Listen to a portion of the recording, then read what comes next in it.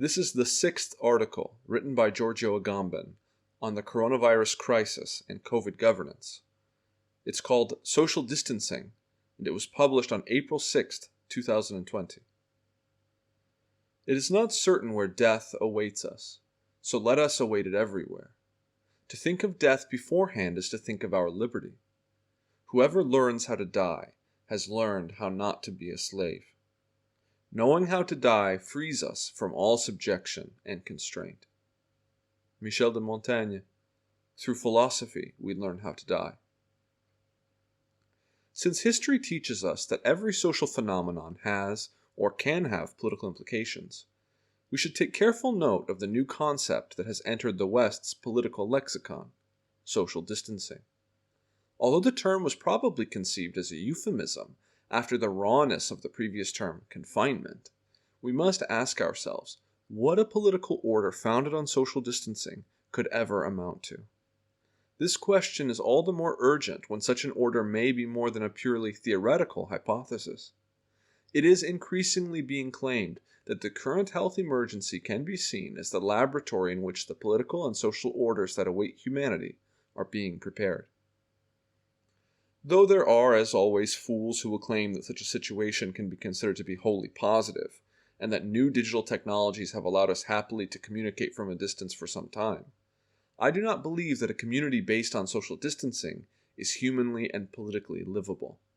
In any case, it seems to me that whatever one's perspective on the matter is, this is the theme upon which we should reflect. A first consideration is the truly unique nature of the phenomenon that social distancing measures have created. Canetti, in his masterpiece Crowds and Power, defines the crowd as the thing upon which power is founded, through the inversion of the fear of being touched. While people generally dread being touched by strangers, and while all of the distances they institute around themselves are born of this fear, the crowd is the only setting in which this fear is overthrown.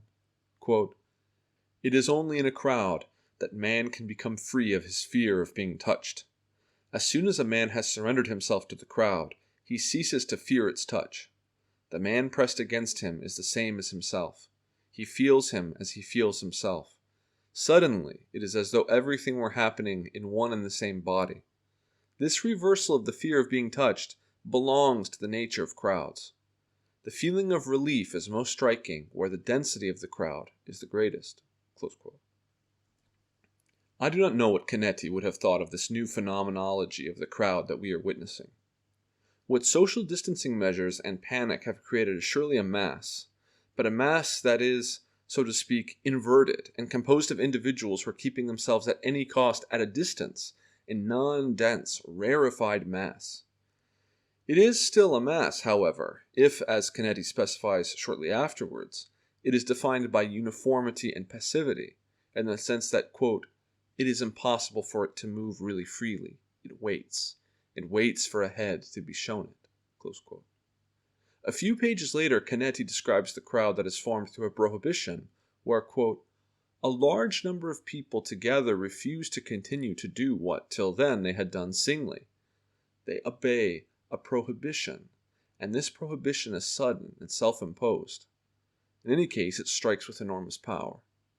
It is as absolute as a command, but what is decisive about it is its negative character." Close quote. We should keep in mind that a community founded on social distancing would have nothing to do, as one might naively believe, with an individualism pushed to excess.